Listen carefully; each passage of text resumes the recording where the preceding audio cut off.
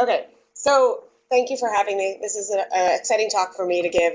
I think that it's a topic that's near and dear to my heart. I, as a physiatrist, did not plan on specializing in this when I decided to go into physiatry. I thought I was going to become a sports medicine doc and do non-surgical orthopedics.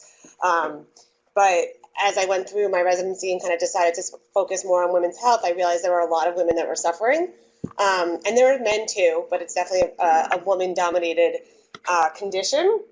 So I'm going to focus a little bit and kind of go through, give you kind of an outline of what I'm going to talk about. I'm going to review the anatomy just kind of quickly to set the stage. I know when I started specializing in this, it was something that was very foreign to me. I remember kind of breezing through anatomy lab and being like, this is a hard thing to kind of picture. It's very three-dimensional. If you move the body in certain ways, muscles move, nerves move, and now they're in different places. So just to kind of give a background about the anatomy itself, and again, also to specialize and talk about conditions later on to help kind of set the stage. Kind of review function of the pelvic floor muscles and kind of really explain that again. I'm sure a lot of people in the room kind of know what it is, but kind of really focus a little bit more on what the muscles actually do, because a lot of times we kind of forget that they're actually there's a true functional measure to them. And then, of course, talk about dysfunction, why a physiatrist should be part of the team. That's obviously kind of near and dear to my heart, not to self-promote, but also just to kind of really, hopefully, promote the field within physiatry. I run all of our medical student education for our department at Cornell. I'm big on residency education. I mean, from a physiatry standpoint, it's still something that most residents graduate from residency not knowing about either. So, and really thinking about it as an opportunity of something that they can do. When I started my practice, there was no other physiatrist in New York that was kind of doing this work. Everyone was kind of in Chicago. And so it was exciting to come here. Now there's a couple of us, but that's also because we're just kind of, those of us in academic medicine are really trying to kind of promote it within residency education. I'm going to talk about the exam that I do and how I look at a patient when I see them who have certain complaints related to the pelvic floor. And then the approach to pelvic floor disorders, meaning more dysfunction and kind of more the constipation and incontinence, but also talk a little bit about pain. I won't dwell on pain too much. I'm happy to talk more about it, but just in terms of the audience, I thought maybe the constipation and incontinence work and the rehabilitation related to that may be a little bit more relevant. And most gastroenterologists probably don't think about treating pain as their number one reason for why they chose the gastroenterology as a field. So happy to talk more about it if people have questions though. So again, the anatomy. So just look at this. Anyone remember what any of the muscles are? I won't test you. I test my residents and throw candy at them usually if they get it right. But so A is the superficial and deep muscles. So and deep transverse perineum. So the more broad muscle is the deep transverse, and then this kind of linear muscle here is the superficial transverse. The bulbocavernosus or spongiosis in men and women is kind of lines the vagina or the scrotum. The ischiocavernosus is the one that kind of sits along the pubic rami here. So again, sorry, this is the dorsal lithotomy position. I should have said that. This is kind of looking at it in a 3D way from the dorsal lithotomy position. D, that's the perineal body where they kind of all meet, and then E being the external anal sphincter. So there's also the levator ani muscles. Everyone kind of thinks about them. There's 3 muscles. It's really hard to kind of on an exam necessarily separate them out, but they all have in some ways different functions, especially the pupil rectalis in relation to constipation becomes very important because it forms that sling that needs to kind of relax in order for a stool to pass. The pubococcygeus, and then the iliococcygeus. And the iliococcygeus, I just pointed out, and again, the iliococcygeus and the pubococcygeus, I point out from a pain standpoint because they all insert onto the coccyx, which most of us are taught is not an important structure, but in the pelvic floor world, it's actually pretty important. I mean, if you think about someone who has, there's people who have coccygectomies because of coccyx pain, but where are those muscles now attaching? So they kind of leave them in midair sometimes. So it is actually important. I see a lot of patients with coccyx pain and tailbone pain, pain with sitting. And so thinking about tight muscles in that area and why the coccyx might be painful is really important. So the other thing, this is from an anatomy textbook that I love. It's a little bit more usually detailed than Netter's, but I really, again, this is the dorsal lithotomy position, and kind of point out that the obturator internus muscle, which in a lot of ways sits underneath the ischiocavernosus, is lining here and kind of comes out along the ischial tuberosity and inserts on the greater troch, which is greater trochanter, which is not in the picture. But I kind of want to highlight the fact that it's really close to the hip joint. So this is the acetabulum of the hip joint. And again, in terms of pain and referred pain, that becomes an important structure to think about. And then also the piriformis muscle, which you can see, this is now looking down into the pelvic floor, is actually a deep pelvic floor structure. And on a vaginal exam and a rectal exam, you can actually feel it if you know how to kind of look for it and position the patient. And again, I see patients who have deep buttock pain that may have been treated for piriformis syndrome, which is a lot of times another cause of sciatica that's not related to the lumbar spine. And so patients will often kind of sit on their piriformis muscle and cause sciatica type symptoms and have a lot of pain. Sometimes it doesn't get better. You can't find any other reason for it. But if you examine them vaginally, it's because the piriformis muscle internally is still really kind of tight and they need to have pelvic floor work. And again, you can see, I like this, sorry, this noise. But you can see in this picture, I know the words are small, is that the piriformis muscle is here. And again, how close it is to the pelvic floor. It's also a hip rotator, kind of travels. There's a lot of nerves in here as well that I will show. But this is more from a musculoskeletal standpoint, just thinking about the bony pelvis. You know, when people talk about pelvic pain, they often think, they put it in quotes, because how do you define pelvic pain? Depends on probably the specialty that you practice. So pelvic pain to a gynecologist is usually some sort of lower abdominal pain. Pelvic pain to a gastroenterologist is probably some sort of lower abdominal pain, maybe more on the left side than the right side. Probably, I'm sure you guys see a lot of right-sided pain. But my point is that to me, pelvic pain is the bony pelvis. So the bony pelvis being really from L4, the L4 vertebra, all the way to kind of the sits bones, the ischial tuberosity, and thinking, sorry, this is the mouse, it's not moving well, but basically thinking about the ischial tuberosities as kind of the lower portion of the bony pelvis, and thinking about musculoskeletal pain that can kind of go anywhere between that. And this is another schematic. It's really hard to find pictures of the ligaments of the bony pelvis because most musculoskeletal doctors will say that they're not really that important.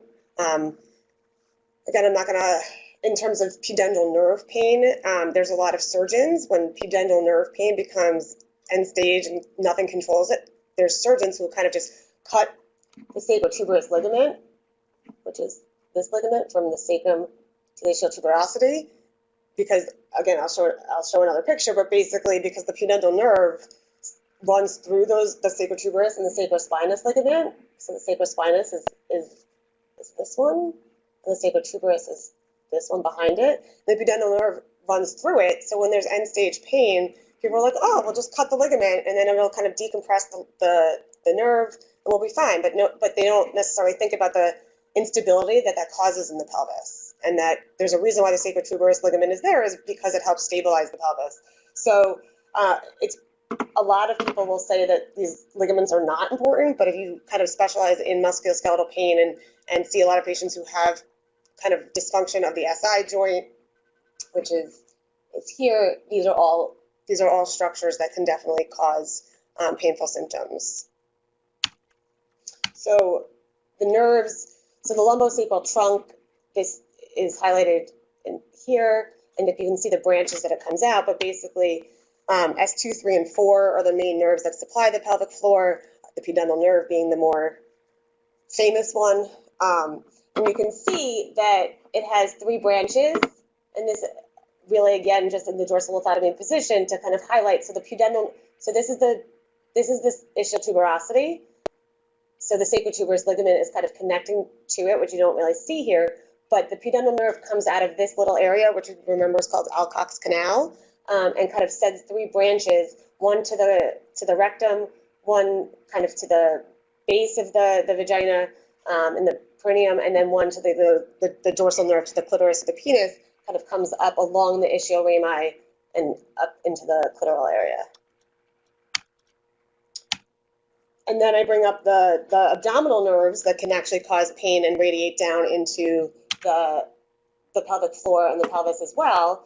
The ilioinguinal and iliohypogastric nerves, which are coming from L1 and L2 in the lumbar spine and kind of wrap around to exit the abdominal wall. And so thinking about abdominal pain and causes of neuropathy in terms of abdominal pain, these nerves are important. I saw a patient yesterday who had it was actually a very interesting story for me, at least. She had a C-section 5 weeks after she was diagnosed with Wolff-Parkinson-White during her pregnancy. So 5 weeks after her C-section, she had an ablation that went awry, and she ended up on tons of heparin and almost bleeding out. And so she remembers then feeling like she got jumped on top of, and they were kind of applying pressure she was 5 weeks post C-section, and they were applying pressure to her abdomen. And since then, she's had severe abdominal pain that kind of is cramping, burning at certain points in the day, or at certain points that she's had this pain. It's electric shock type feeling, and no one's tried to inject her ilioinguinal or iliohypogastric nerves, which can definitely get kind of caught in a C-section and then apply that pressure.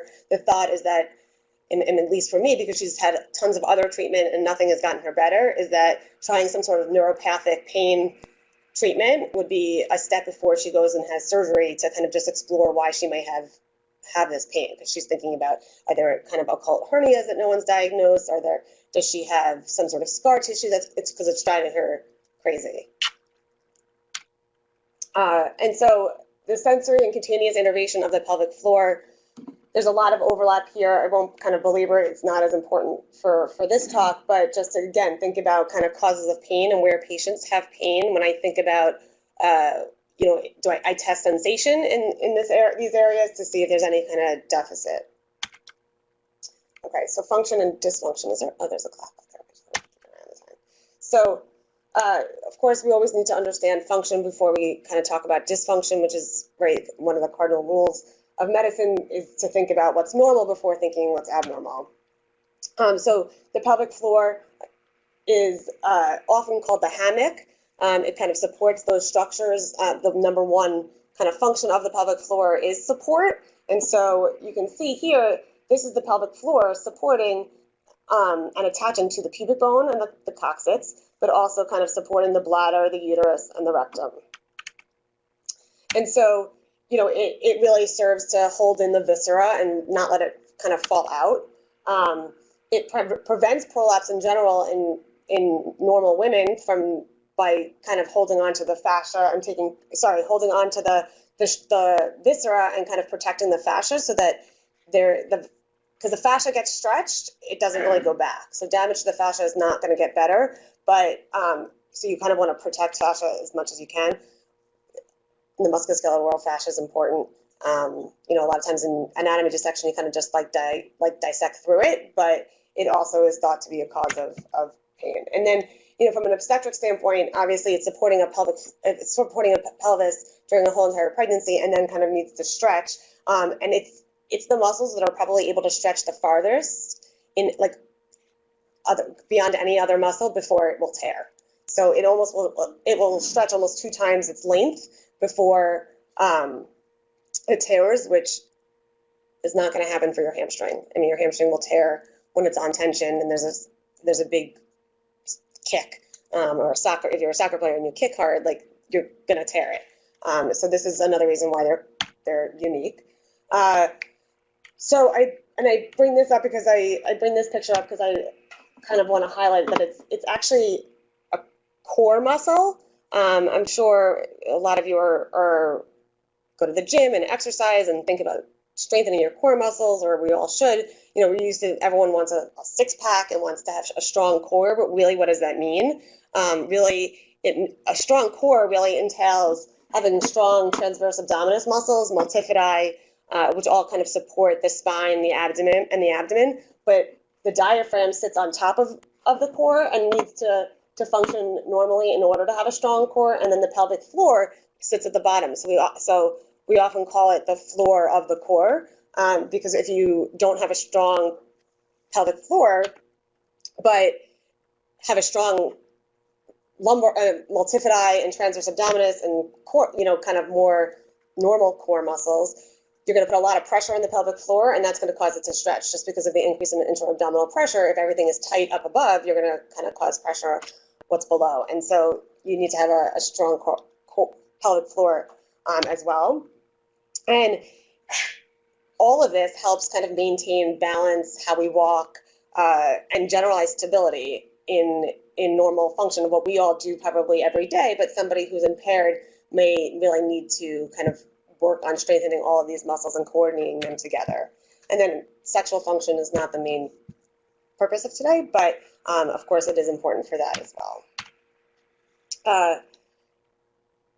Okay, so here we are at the kind of function of the sphincters. It controls voiding and defecation, obviously. They act to kind of help prevent urinary and fecal incontinence, to prevent constipation and urinary retention. This is all based on the fact that if they kind of live at their normal tension, we shouldn't leak and we shouldn't have trouble getting it all out. So highlighting the puborectalis muscle, which is often defined as the sling, you see here, it kind of makes that angle to help prevent leakage. And then the contracted at rest, it's normally contracted so that you don't have incontinence. And a relaxation kind of opens that angle, and so that stool can pass. And then, lengthening of it will allow for defecation. And overactivity of it, so if someone kind of chronically squeezes it, and there's a lot of people who kind of are chronic clenchers of the pelvic floor. And my favorite clinical pearl is that if you ask somebody, if you think they might have pelvic floor dysfunction or they kind of clench their pelvic floor muscles, if you ask them if they have TMJ or ever been told that they grind their teeth, they'll be like, oh my God, how did you know that? It's not in my talk because it really is just my favorite clinical pearl, and I love to tell people, but it's a great screening question because a lot of times these patients they're like, I'm supposed to wear a night guard, but I don't. My doctor tells me I grind my teeth. He wants me to have braces, like things like that will come about. And really a lot of times it's because they kind of are just clenchers at both ends. So the normal defecation process, I hope you guys know this a little bit better than I do, but it basically, in terms of the pelvic floor function of it, you have to have relaxation of the external anal sphincter, relaxation of the puborectalis muscle, as well as forward peristalsis, and then a good Valsalva maneuver where when you bear down, there's an increase in intra-abdominal pressure so that everything kind of will move in the right direction. So this term pelvic floor dysfunction gets thrown around, and I really will throw out the question of, well, what is it to be really? And after going through a lot of this, I kind of wish it was called pelvic floor muscle dysfunction as opposed to pelvic floor dysfunction, because a lot of times there's no dysfunction of I shouldn't say there's no dysfunction, but true pelvic floor dysfunction is not necessarily when the bladder is not contracting normally. That's bladder dysfunction. Or when the rectum is not functioning properly. That's rectal dysfunction or rectal disorder. So I kind of wish it was called pelvic floor muscle dysfunction, but I'm sure I'll never get that changed. And we'll focus a little bit more on these causes because I think that it's relevant to the group, but just thinking about the fact that obviously the urinary system has a lot of the same problems that the bowel does. So this is a quote from the OBGYN clinics of North America from almost 10 years ago. So pelvic floor disorders are generally not life-threatening, but they can greatly impair physical functioning, emotional well-being, and quality of life. And if any of you are familiar with the kind of mantra of physiatry in general, this is it. What we do for patients in our residency training and what we learn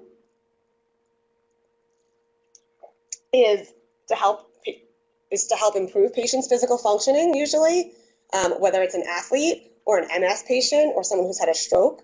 One of our goals is to improve their physical functioning. Their emotional well-being is often impacted, so if they're an athlete and they can't get on the field, they're a nightmare to kind of handle. I mean, they want to be back out there as much as they can. If someone had a sudden stroke, they're all of a sudden completely depressed. They might have been an accountant and now they can't process numbers. And so you kind of have to deal with that part of the issue and quality of life. And that becomes not just the patient, but the family members as well. And if any of you see these patients, you'll know that these become quality of life issues. Patients who run their life around getting to the bathroom or having a bowel movement before they leave for the day, because they know that if they don't, then they're going to be stuck somewhere and they're not going to want to use a public restroom because no one likes to poop in a public restroom for some reason. I think we should all tell patients it's okay to poop in a public restroom because you don't want to hold it in. But basically, these patients will kind of run their life around their disorder sometimes. And so this is a pelvic floor disorder. And to me, that's why physiatry or why rehab and why I kind of got really interested in it, was because I realized that there's a lot of people out there that are suffering from this kind of muscle dysfunction that wasn't being addressed by our specialty. And so, again, this is more for me to sell the point to our residents, just to get more of us to specialize. But I think it kind of brings home the point of why we should. So this kind of just summarizes all of that. But just, again, thinking about, as physiatrists, we often learn to treat the whole person and not just the problem area. And we really focus on restoring quality of life and function from someone where it's been taken away. And of course, it's a non-surgical incident. And then this picture here kind of highlights that, the urologist, the gynecologist, the colorectal surgeon, I apologize that there's no gastroenterology on here, which is a fault of probably this textbook, but because it is important for your field as well.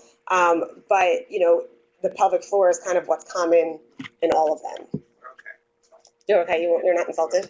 I'm sure you've seen this before where you guys are left out. And so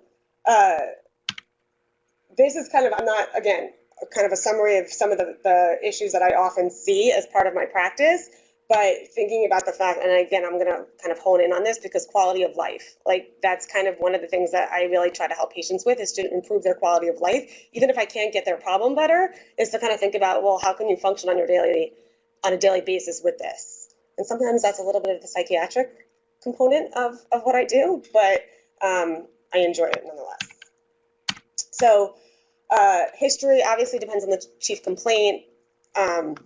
Talking to them about pain, asking if they have pain. Do they have urinary frequency and urgency? Do they have incontinence? Do they have constipation? Pain, this is the kind of the laundry list of things that we learn in medical school that we need to ask people in pain. How did it start? When did it start? What makes it better? What makes it worse? These are all questions that patients answer ad nauseum when they come to our office. But it really does become important because it helps me kind of differentiate. So if it's pain that happens, at rest versus with movement, it takes on two totally different problems. So if it's at rest when you're sitting, is that more a coccyx issue? Is it when you're at the gym and you get kind of buttock pain? Well, maybe more it's your piriformis or it's your hip or referring to the pelvic floor if it's in conjunction with any of these issues.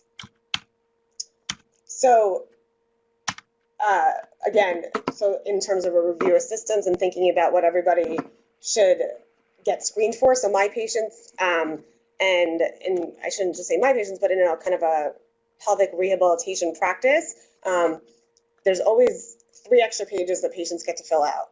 My colleagues who do sports medicine, all they care about is when did the injury happen, how long have you had it, and it's usually about a week before an athlete or someone like that will get into a doctor's office. These patients will wait much longer usually, but basically, I screen patients for all of these questions, and they have to kind of check off yes or no. So is there constipation? Is there incontinence, soiling? Do they not notice that they're leaking? Do they feel leakage? Do they feel incontinence? Or are they having pain when they defecate? GYN, are they been told they have recurrent yeast infections, but yet they never really get better? Is a sign of pelvic floor issues. Dyspareunia, so pain with intercourse, not just the idea of vaginismus being the diagnosis of pain with intercourse. There's a lot of things that can go into having pain with intercourse. Pregnancies, so are they nulliparous? Are they multiparous? It's a lot of talking to them about how did they deliver, did they have a C-section, a vaginal delivery, did they push a little bit, did they push a lot, and then had a C-section, kind of diffusing through all of those questions, because that really will point to, well, maybe they did push a lot, but then they had a C-section, so their pelvic floor is stretched, but they never actually injured it because they didn't tear in the vagina, they didn't have an instrumental delivery, but then they have both problems because now they've stretched their pelvic floor and they've opened up their core muscles, and we kind of have to rehabilitate them back from that way. And then from a urologic standpoint, do they have lower urinary tract symptoms like frequency and urgency? Do they wake up at night to go to the bathroom? Are they leaking urine? Do they have pain? So PBS is painful bladder syndrome. IC is interstitial cystitis. They're basically both the same syndrome and the same symptoms, but from the urologic world, usually IC by definition is something that you can diagnose because you'll see actually ulcers in the bladder, versus painful bladder syndrome is not. Basically when you scope the bladder, you won't see any ulcers. And then prostatitis. So a lot of men with pelvic pain will be told they have chronic prostatitis or chronic non-bacterial prostatitis, which is almost the same as telling a woman they have vulvodynia. It basically is just a diagnosis of chronic pelvic pain. And then, of course, asking these patients about anxiety, depression, and any kind of trauma history, whatever kind of trauma it could be, sexual trauma, fall onto the area where they had gymnast and took a big split one day on the balance beam. Even if they don't remember it, they'll be like, oh, that's important. And those are all things that kind of I will screen for. So usually a good rule of thumb would be to say that when 2 or more of these are positive, you really need to rule out pelvic floor muscle dysfunction. So you need to screen for them in order to know if there's 2 or more. And basically anyone who answers yes to more than 2 would probably be a good person to kind of assess whether or not it's their pelvic floor causing their symptoms, whether it's pain, constipation, or incontinence. My exam is very much a musculoskeletal exam, and I kind of tell them that. When they come to me with constipation and I start looking at if their iliac crests are even and if they're symmetric, they're like, why is that important? But it is, because all of those things, going back to the anatomy, I take that into account. If their one iliac crest is higher than the other, then their pelvic floor is probably pulled in one direction. So taking that into account is important for a lot of these patients. And so special tests in terms of testing the SI joint, because again, the anatomy, the SI joint sits within the bony pelvis, the pubic symphysis sits within the bony pelvis. A lot of postpartum women have pubic symphysis pain, and something called osteitis pubis, which is basically arthritis or degenerative changes of the pubic symphysis, and it can be a very chronic condition if not treated initially postpartum. So this is kind of the posture. A lot of pelvic pain patients will kind of assume they're often kind of crunched forward. So if you look at them, you don't really have to ask them to stand up and show their posture. You just kind of watch them walk in the door, or when they get up to change, or whatever it is in the exam room, is that you'll often see they kind of look like this because they're guarding a lot of times against any of their pain. And so I obviously look at their posture. I usually watch them walk.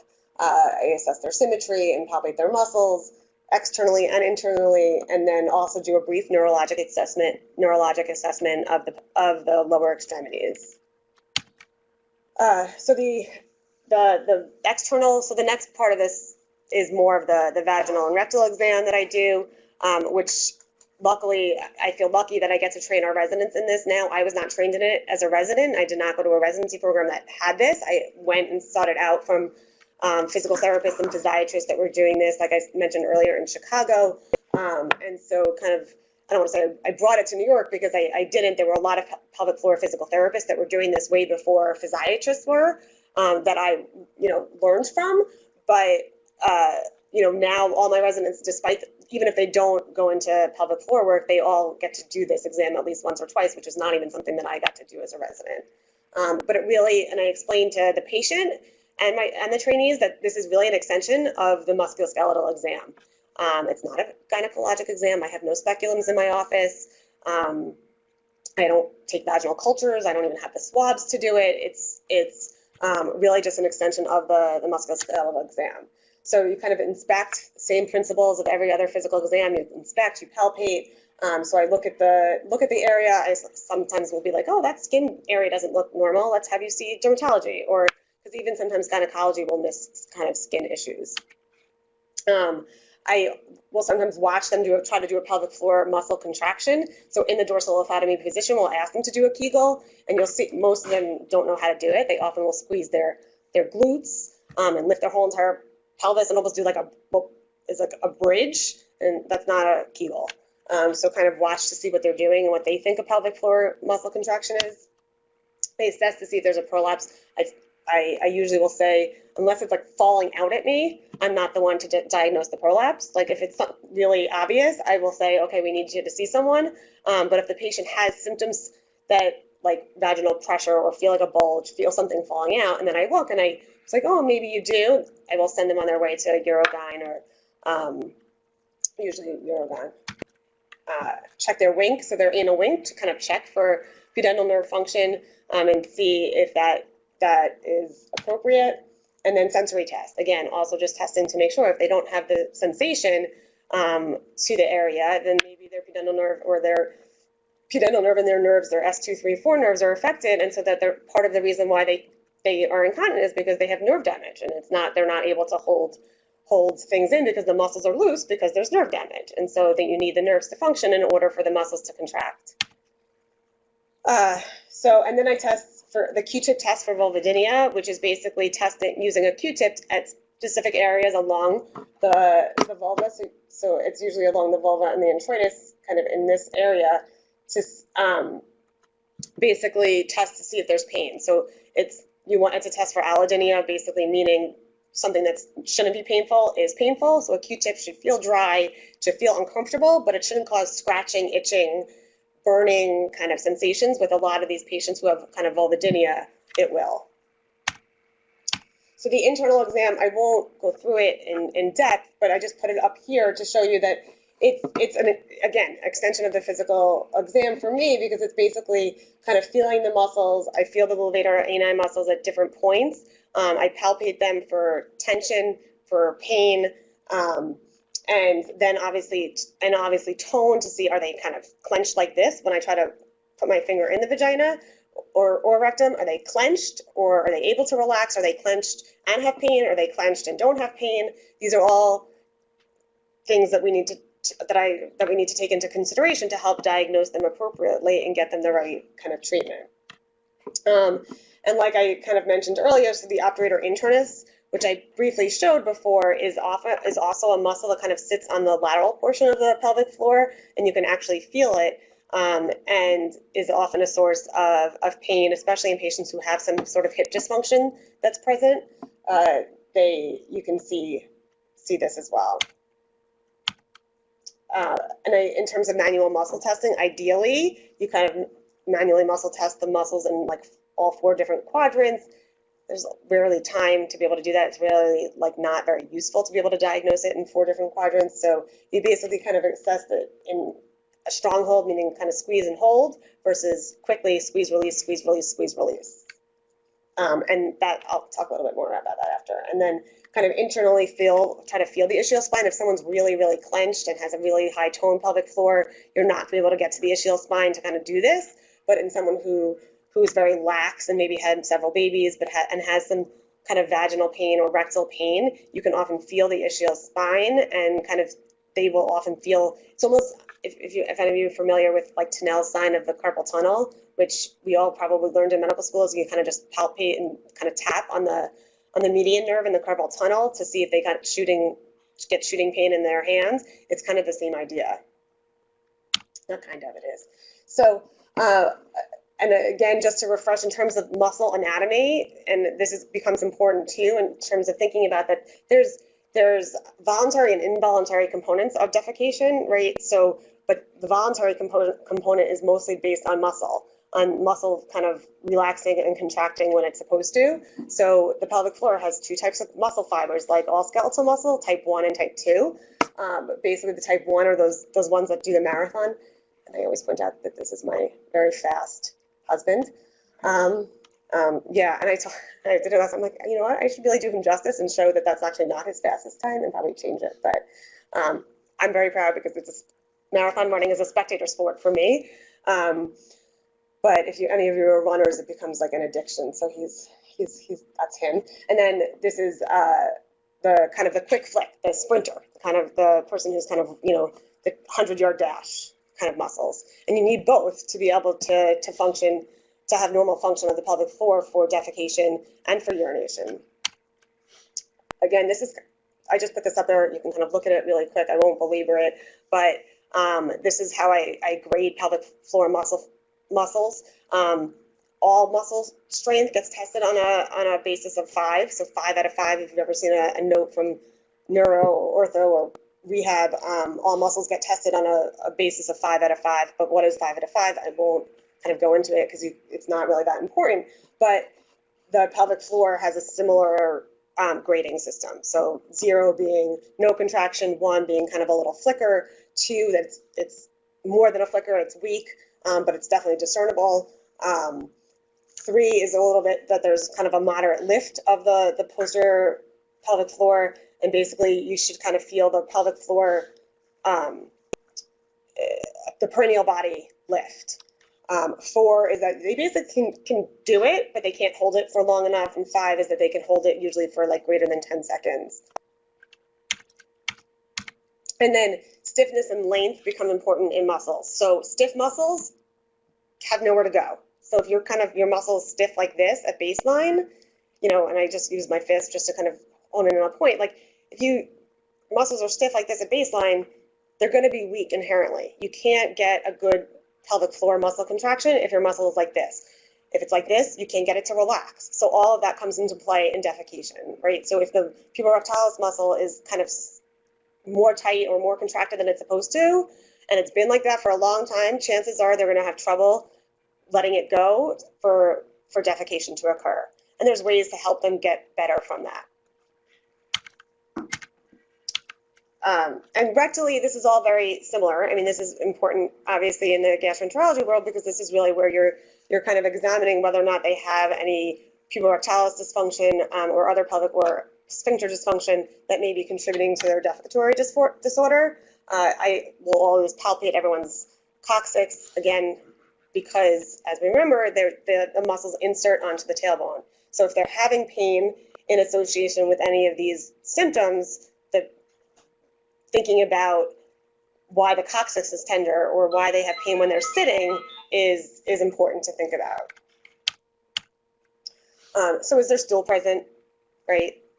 When you have do they feel the stool?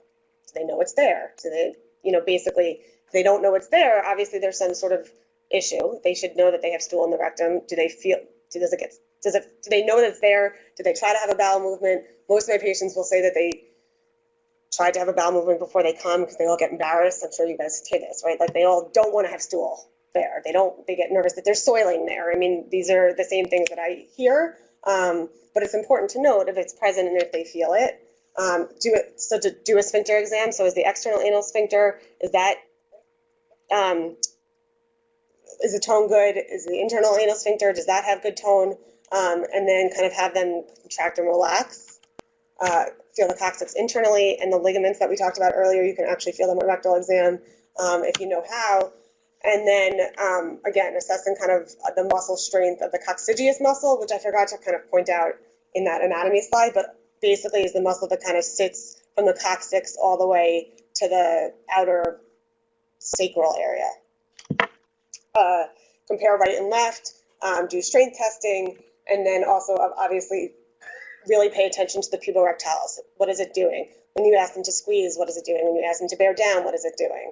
And then of course, when they valsalva, what's going on? Do they actually generate pressure to move stool? Does your finger go nowhere? And really kind of honing in on those issues. And I'll talk a little bit more about it. But I think about muscles in terms of hypertonic and hypotonic. So hypertonic muscles are usually the ones that we think about, or non-relaxing is another way to think about it, is really thinking about the ones that may be dysenergic, that that go along with constipation and retention. So patients who can't get stool out but feel like it's there. They also may be the ones that have pain with intercourse, go to the bathroom really often, so have urinary urgency and frequency. They also sometimes will have burning when they urinate, and usually that's, if you ask them, they've been to the urologist, they've been to their primary care doctor, or they don't have a UTI, but they still have this burning when they urinate. And a lot of times they have a hypertonic or non-relaxing pelvic floor, and then the dyspareunia. The hypertonic state is really more of the weak pelvic floor with the low tone, may have multiple births and birth trauma, and have nerve injuries, and then of course age-related. So if you don't like your core and your rectus abdominis muscle, if you don't strengthen it and you don't do your sit-ups or your planks or your sit-ups are kind of out of date these days, but if you don't do your planks and you don't do your all your mountain climbers or whatever that you want to say in terms of to help strengthen your true core, as you get older, your pelvic floor is gonna get weak too, and you'll just start to sag and all that. So it's important to kind of keep them strong as well. Things to look forward to. So stay fit. It's really, exercise is medicine. That's the other mantra of physiatry. So I hope I kind of touched on each one of these to kind of think about what can be causing some of these symptoms, but really not just about the fact that you may see the patients who come in with a primary chief complaint of constipation or defecatory dysfunction, but really thinking about like screening for them for other issues and talking, you're the doctor, it shouldn't be weird to ask them, or like, oh, you have constipation, do you have pain with intercourse? I mean, they may look at you kind of like, why is that important? But if you ask them and they say yes, then you can explain to them, or you explain to them first why you're asking. Or just put it on your screening questionnaire when they come in, and then you don't actually have to ask them, you just see that it's positive and can talk to them about it. But, thinking about a little bit beyond what is going on when they have constipation other than just the actual constipation. So this goes into depth more. I want to leave time for questions. I can go through a lot of this, talking about the different types of constipation in terms of outlet dysfunction, thinking again, kind of talking about the different types of pelvic floor dyssynergia. So is there a dysfunction with dyssynergia? So do they have some sort of non-relaxing kind of pelvic floor dysfunction where they have a tight pelvic floor, for lack of for an easy way to describe it, with dyssynergia? So when they kind of try to relax, they can't relax the puborectalis. When they bear down, there's no intra-abdominal pressure that's generated.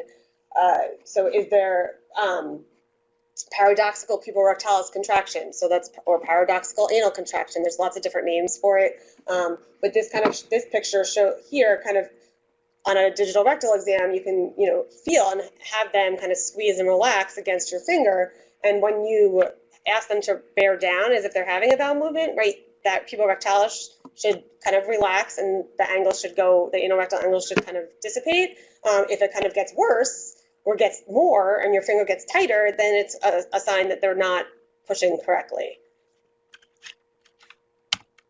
And so, this is kind of in terms of investigation, right? So most of these studies are probably tests that you order all the time, and probably more than I do. Most of the patients I see will come to me after they've had all of this.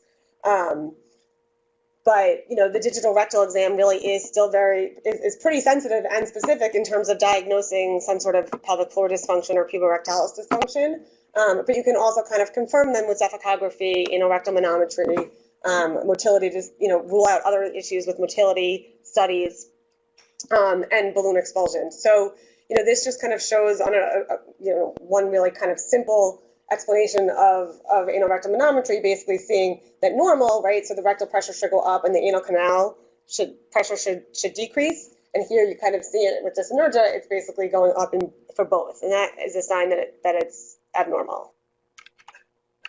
So what do we do for rehab? And so that's kind of why I'm here, hopefully to help, not dispel the myth that it's all about biofeedback. Biofeedback is very, very important, but I also want to talk a little bit about what else we do for these patients, or a lot of times it's the pelvic floor physical therapist that does it. They will use biofeedback and what we often, and call down training of the pelvic floor. So one of the benefits of working with the pelvic floor physical therapist directly is that we speak the same language in terms of muscle function and dysfunction, and how I write a PT prescription is usually a lot more detailed, and that's part of what a physiatry resident learns, is how to write a PT prescription other than just evaluate and treat.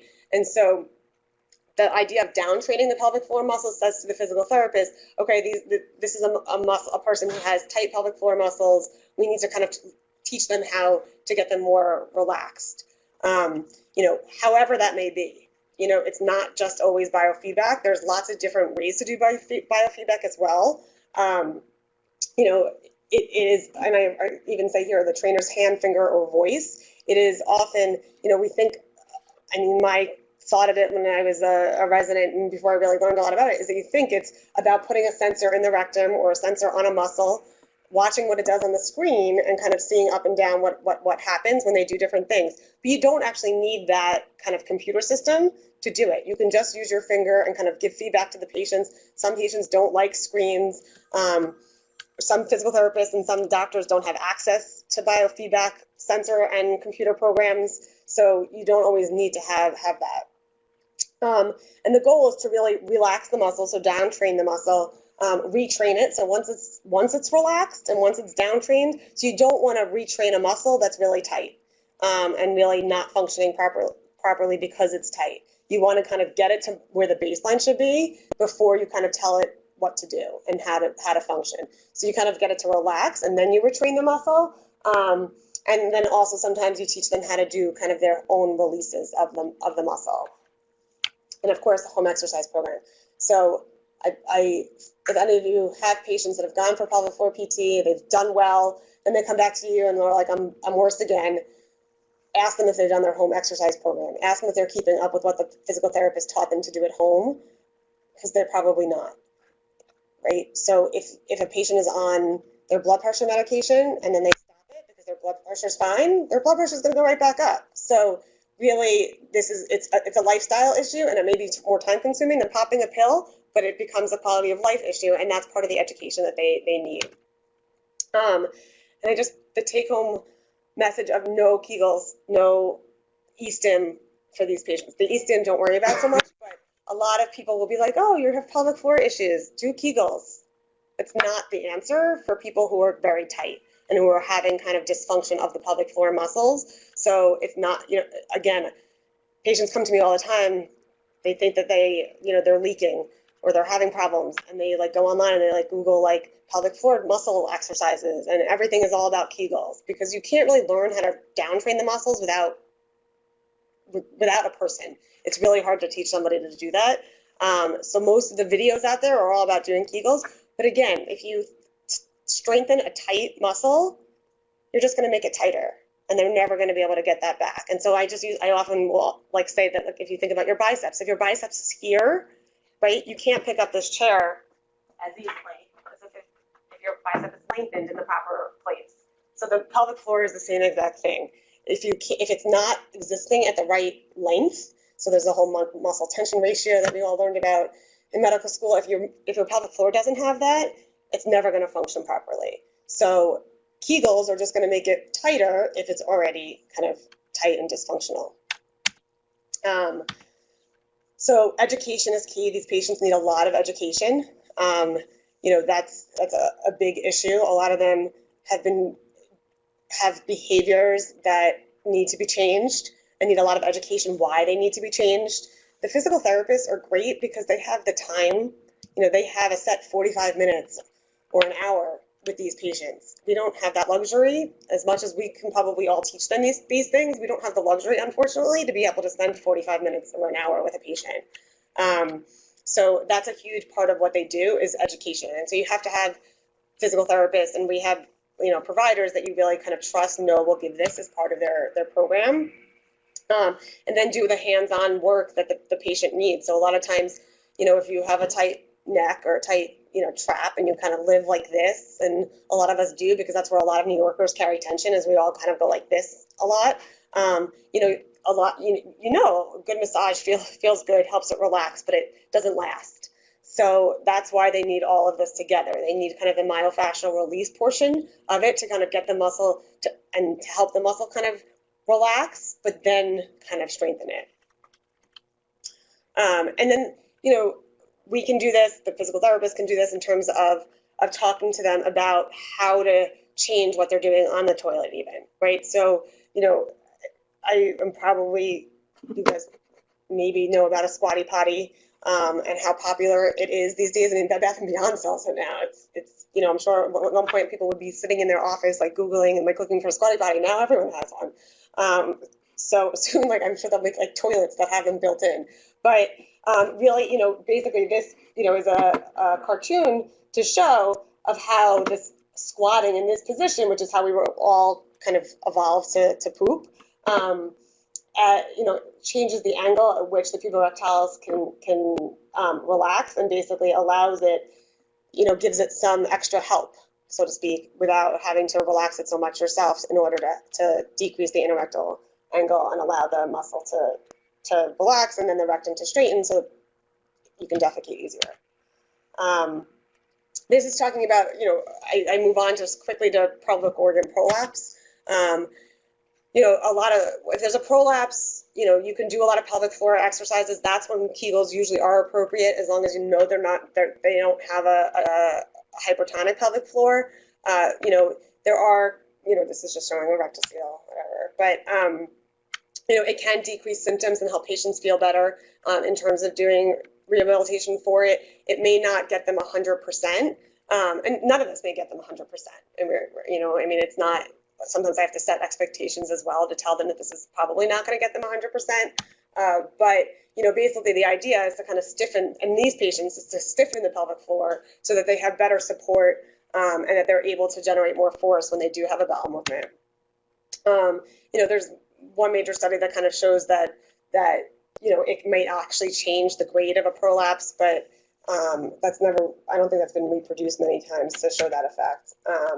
And you teach a lot of them to avoid intra-abdominal pressure regularly because, in daily life, a lot of people will kind of bear down when they're doing things. When you go to lift a chair that's really heavy, most people will kind of generate a lot of intra-abdominal pressure and don't, again, engage their core the way they're supposed to. So you kind of have to teach them how to do things so that they don't make the prolapse worse. And then engage the pelvic floor, like I was saying, with everyday activities. A lot of these are postpartum women with 2 or 3 children at home.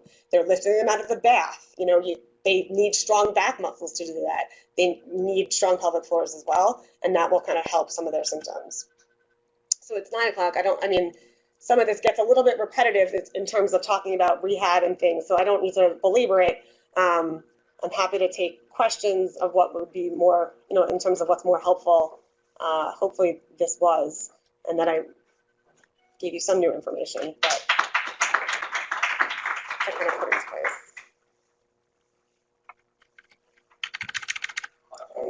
Yeah.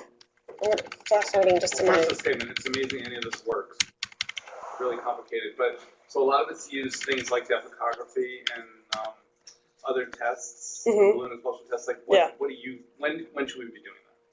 So, like I said earlier, most of the patients come to me having had that.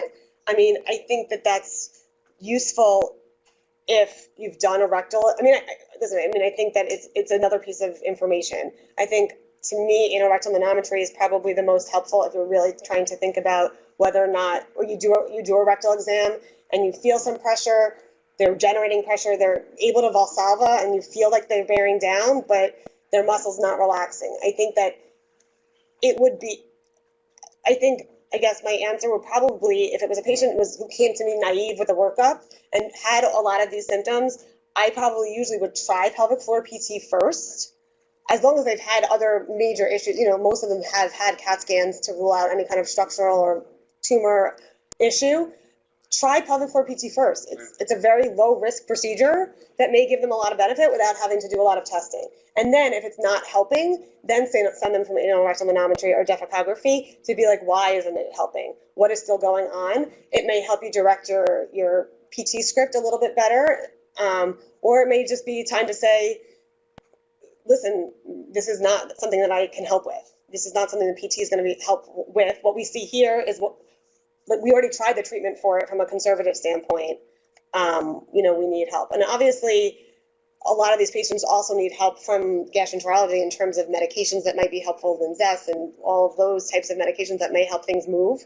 But that's, I think that I probably should have said that, is that I think that I don't think you could be faulted for trying PT before sending them for all those tests, unless there's some really concern about a systemic issue going on.